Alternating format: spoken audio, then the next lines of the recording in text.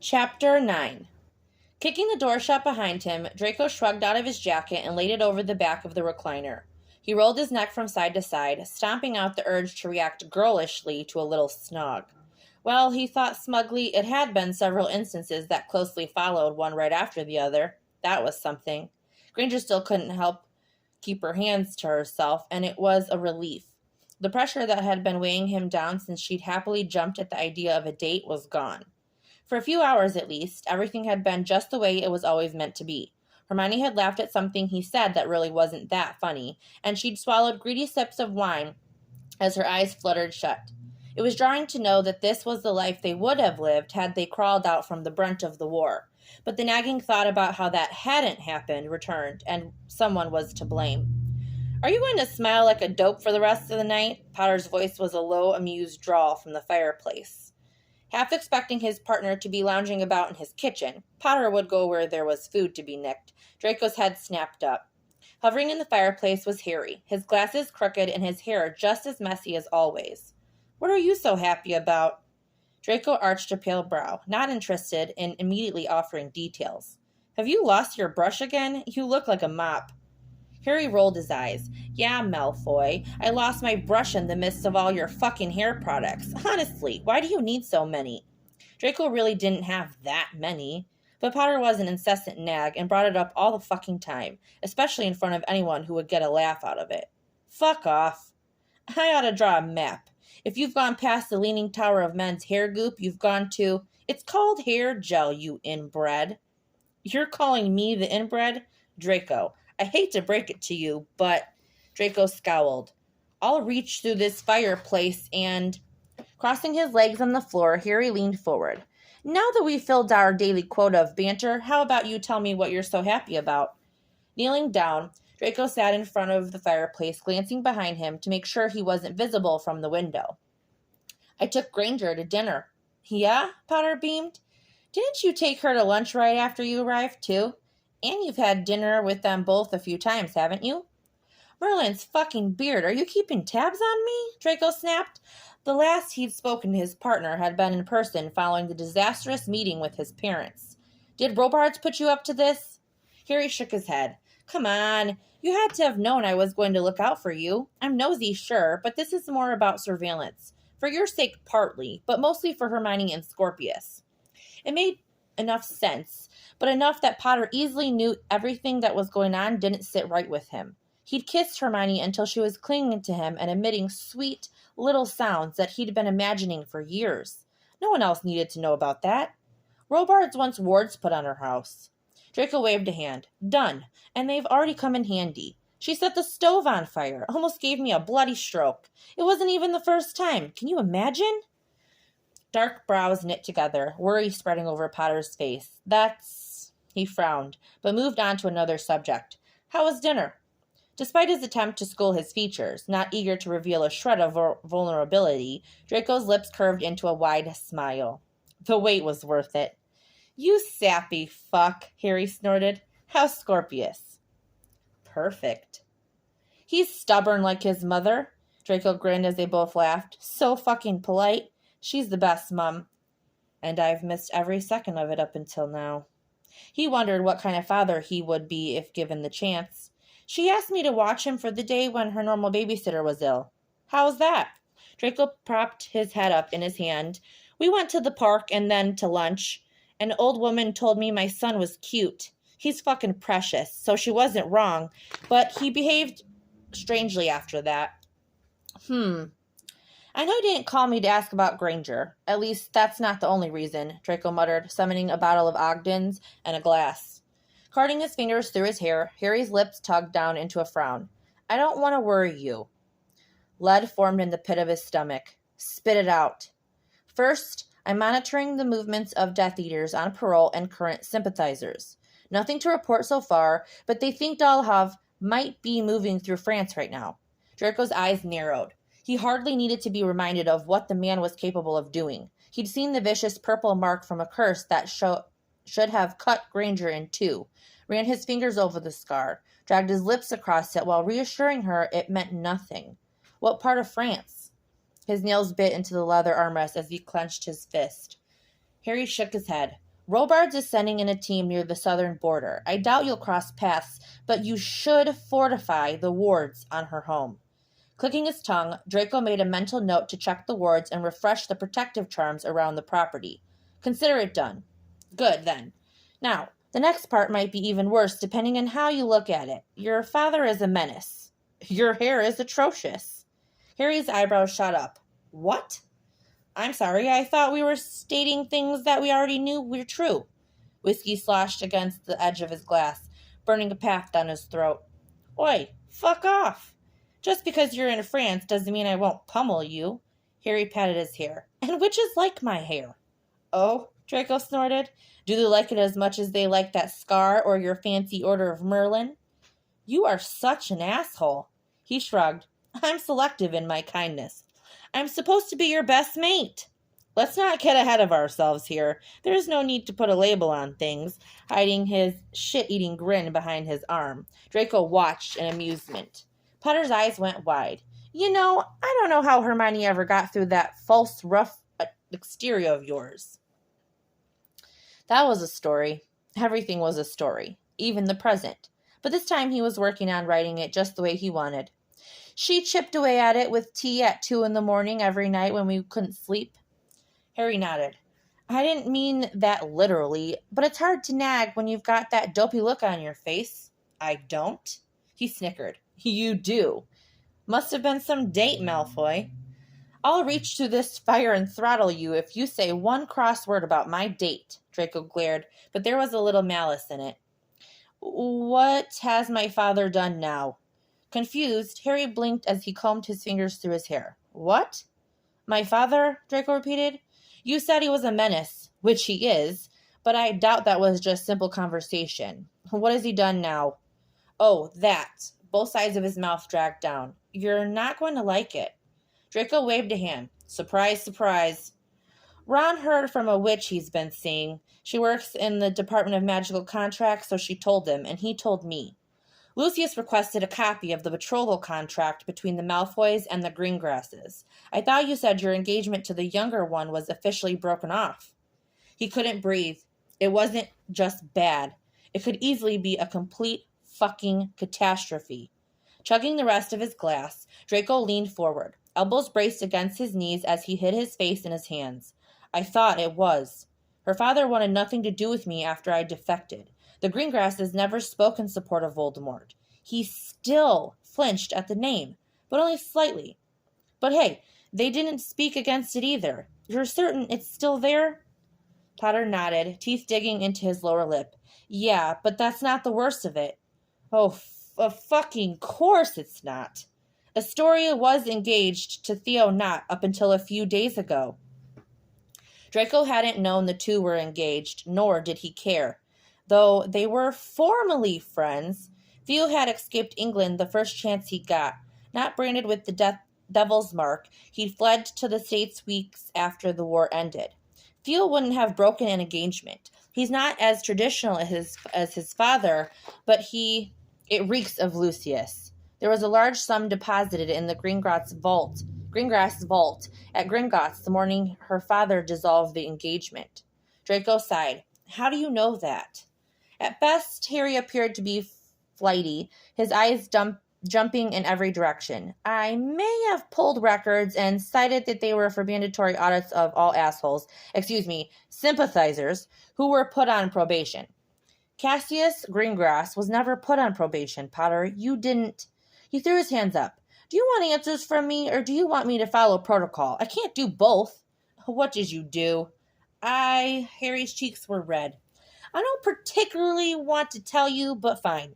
Robards isn't going to discipline me for it, since he agreed, but I might have forged his signature. Strict, stern, head or Robards was the scariest man Draco ever dealt with beyond the Dark Lord. Shit, you didn't have to do that. Who do you think you're talking to? You're my best mate, too. You and Ron. I know you'd do it for me. Even though you'll deny it, Harry shrugged. Lucius bribed Cassius to end the engagement, and he's going to use this as an attempt to trap you. If he wanted to hide what he was doing, Lucius should have been more careful. This was easy. Gulping the lump in his throat, Draco swiped the bottle of fire whiskey from the end table. Father doesn't need to be careful. It's a living magical contract sealed with blood magic. Either I fulfill the contract or I'm cast out of my house. But you're the head of the family. He shook his head. That doesn't matter. These are ancient laws passed down through the history of the Sacred 28. Astoria will leap at the opportunity to have the Malfoy fortune as her own, not to mention attaching herself to the status I've gained since becoming an Auror. Gritting his teeth, Draco slumped. I'll take care of it. Keep an eye on my father, and let me know if there are any other developments. Harry gave a weak smile. I'll send you the details on Dolohov if he gets any closer. Draco watched as the flames dispersed. Left alone in the stark quiet, he heaved a sigh and slumped into the chair. He remained there for a long while. It seemed nothing would ever be easy. At his side, Hermione dutifully washed the dishes before handing them off for him to dry. Strands of hair escaped her loose bun, and an endearing scowl twisted her lips as she scrubbed. I don't think that's coming off. We'll see about that. Her lips curved upward. This is the danger of letting Scorpius eat in his room. He never brings the dishes back. Draco snorted. He didn't have any memories like that. Mother had always insisted they eat together in the formal dining room where elves had always served them.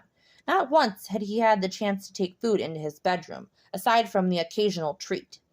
He liked that Scorpius had this experience almost as much as he liked that Hermione wasn't truly irritated by the habit. She simply treated it as something a little boy would do. The notion was so different from what he'd had with Lucius as his father.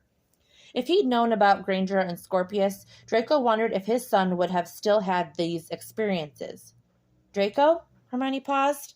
You're staring at me. Is there something on my face?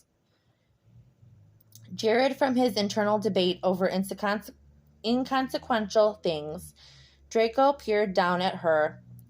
In the next room, Scorpius yelled victoriously over a board game, and he was certain half of England could hear Clara's sigh. Holding out a plate, Granger giggled. What were you thinking about? It wasn't as if he could tell her the truth, despite the fact that it was constantly on the tip of his tongue. Draco's tongue darted out to slide along the seam of his lips, and her eyes darkened as she followed the motion. Struck by the want that never fully went away, he snatched the bowl from her hand and laid it in the sink. Come here. Granger cast a look over her shoulder as his fingers threaded through hers, and he tugged her around the corner. What are you doing? Hiding, he murmured. You're smirking. Why do I feel like that's a bad thing? Merlin, she was so similar to the version of herself that he'd fallen in love with a long time ago that it made his chest ache. I assure you, it's a very good thing. Now, tell Clara and Scorpius we need to do something. Caging her between the wall of the pantry and his body, he watched her chest rise and fall with short breaths. Hermione swallowed, fingers clutching at the hem of his jacket. Clara! I'll be getting something out of the pantry. He slid the door shut, wedging his knee between her thighs. Seriously? You've said where we are, and as precious as he is, Scorpius is a nosy little bugger. Her giggle was faint. Oh, I know. Just wait. Light from the kitchen trailed through the slats of the door, stretching across her face and cutting across the bow of her lips. Yes, dear, Clara called. She tilted her head to the side. Clara's well aware that I'm not in the pantry looking for... Her eyes searched the shelves. Well, anything that would actually come out of the pantry. So this is what you were thinking about? Blowing out a harsh breath, he cupped her face. More like what I'm always thinking about, honestly. I'm utterly besotted with you. Draco didn't mean to say it. They'd only gone on one date, though she'd probably agree it felt like many more, considering he ate dinner with them nearly every night. But that sounded like... Fingers climbed his chest, and she grabbed his shirt, hauling him closer. It's nice to hear the feeling is mutual, then. Her voice was a weak whisper. If you don't kiss me right now, we're going to have a serious discussion about... Her back met the wall with a thud that wasn't so quiet, considering he heard Scorpius ask about the noise. Shit. Ignore that. Clara won't let him come back here, but we should be quieter. Hermione eagerly kissed him back, tangling her fingers in his hair. It didn't go unnoticed that she ground down against his knee strategically placed between her thighs. Flush against him, he delighted in every weak sound she made under her breath. I was thinking the opposite, actually. I ought to... His fingers skimmed her sides, brushing the sides of her breasts. Make cry out even louder, but not yet. Hermione's eyes widened, darkening as they did, and her lips were swollen. You are a menace, Draco Malfoy. He grinned before making the most of the few moments they had left. Later, when he slipped out the front door, Draco made sure to disillusion himself as he strengthened the wards around her home. She was in over her head, not that she minded when it came to her disarmingly handsome blonde neighbor. Every rational thought tended to leave her when he was around. Not that it had caused anything unsavory, but she found that she was happier for it. Hermione had always been happy in her quiet life with Scorpius. Granted, there was the tiniest part of her that always surged up to remind her that something was missing. Most nights they all had dinner together, and each time he'd listen to story after story from Scorpius. Some nights they even stole the shortest few minutes together afterward with her back pressed to the nearest wall. Hermione found that as she grew closer to Draco, she pondered the state of her amnesia less and less. That was what it was. Amnesia. The way others looked at her still made her sick to her stomach. The pity they always gave her, and the thinly veiled nosiness that followed her everywhere she went. Oh, that's the woman who has no memory. She has a son. Do you think the father had something to do with? And then they would greet her as if they hadn't been whispering about her. The gossip hadn't necessarily improved at the same pace her life had, but it had shifted dramatically. There were two facts that were irrefutable, though she knew they didn't directly correlate, that had sent every gossiping mother and grandmother spiraling. Scorpius had white blonde hair, a shade that could have been its own trademark. Hermione did not have blonde hair. She was a solid brunette with messy curls that broke nearly every elastic she attempted to use. She did her best not to think of it so it wouldn't have the chance to upset her, but Clara had brought it up and Hermione ignored the lead hardening in her stomach. Marissa is an old hag, Clara's knitting needles clicked together. I set her straight, however. Don't you worry, she won't be discussing Draco and Scorpius again. Her son had already hurried toward the back of the home, fetching several toys even though he would only play with one. She implied Draco was his father? Clara nodded. Ridiculous. They have the same hair color. Well, their eyes are also absurdly gray. Still furiously knitting, Clara held up the scarf. Do you like this one? Hermione laughed. It looks great as always. Don't feel obligated to. Knitting needles were suddenly pointing toward her. Of course I'm going to defend you. All of you. You and Scorpius are family, and if the pantry incident is to be considered, Draco will be too. Heat flooded her cheeks. That wasn't... I was searching for... Clara arched a dark brow. I was young once, too. I spent plenty of time in alcoves in school. Some of those even involved a hand up my uniform skirt. Scorpius stomped into the room. He'd already ditched his shoes in favor of sliding across the floor. Can we make cookies? Sure, dear. Would you like to get the bowl out? As Scorpius left the room, Clara smirked. Draco's a nice man. I'm glad you're happy. Yeah, Hermione breathed. Me too. Are you sure you're all right with Scorpius staying the night tonight? It's only inventory. I could pick him up after. Oh no, I promised him a marathon on the telly for the next time he stays over, and he'll be furious if I shirk on that promise. Perhaps you ought to spend some time with Draco. Hermione rolled her eyes. Nosy. Helpful, Clara smiled. Hermione shelved the last of the books, wiping her palms on her sweater as she looked over the shop once more. Having already sent Victoria home, any leftover mess had been hers to clean. Once the last of it was dealt with, aside from dusting, Hermione snatched her keys from the counter and locked the door on her way out. Brisk wind met her cheeks, and as she pulled her jacket tighter, she noticed Draco leaning against a nearby lamppost. You haven't been waiting out here long, have you? It's nearly midnight. Is it? He pushed away from the post. I must have lost track of time around the same time I lost feeling in my fingers. Hermione took 3 quick steps toward him, cupping his face in her own. You're joking. He snorted. I'm perfectly fine.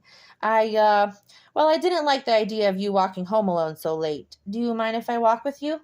She had the urge to tease him, but the nervous look in his face was so endearing she couldn't do it. That sounds like a perfect way to end my night. Hermione slid her arm through his and walked with him. How was your day? It was dreadfully boring. I showed the intern around the filing room. Oh, was she as irritating as before? Not after I told her I wasn't interested. Hermione choked. You let her down easily, I assume. He rubbed the back of his neck. I told her I was already seeing someone, and she seemed to take the hint. How was yours? I've been at the store for the last 7 hours taking inventory after we had numerous issues. It's gone about as well as you can imagine. Scorpius is staying with Clara for the night, but she's probably asleep right now while he's sitting in front of the telly. They reached her home sooner than she wanted. Draco unlatched the gate, walked her to her door, and lingered for a moment as she fisted her keys from her handbag. I'd invite you in, but I'm dead on my feet, Hermione said quietly. Next time? He smirked, and warmth pooled in her belly as she recalled a vivid memory of him nipping her throat while they locked themselves in the pantry. I wasn't hoping for anything. I just wanted to see you home. Well, a few minutes wouldn't hurt.